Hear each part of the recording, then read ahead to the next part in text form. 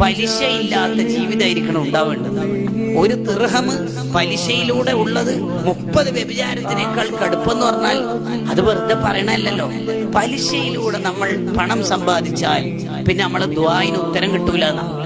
മഹാനായ Saad bin അബീ വഖാസ് റളിയല്ലാഹു അൻഹു നബി സല്ലല്ലാഹു അലൈഹി വസല്ലം തങ്ങളോട് പറയുണ്ടല്ലോ, നബിയെ, ദുആഇന് ഉത്തരം കിട്ടുന്ന ആളായിട്ട് എന്നെ തങ്ങളൊന്ന് ദ്വാരന്ന് മാറ്റി തരാവോ എന്ന് പറഞ്ഞാൽ ഞാൻ ദ്വാരക്കും വലിയ ഉത്തരം കിട്ടണം എനിക്ക്.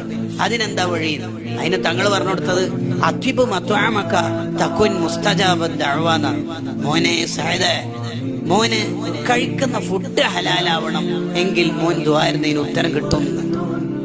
നമ്മള് ഹറാമായ സമ്പാദ്യമാണെങ്കിൽ, മത്വഅമുഹു ഹറാം, ഫുഡ് ഹറാമാണെങ്കിൽ ഫഅന്നാ യുസ്തജാബു, എങ്ങനെയാ ദുആഇന് ഉത്തരം കിട്ടുക എന്ന് നബി സല്ലല്ലാഹു അലൈഹി വസല്ലം തങ്ങൾ ചോദിക്കുന്ന ചോദ്യമാണ്.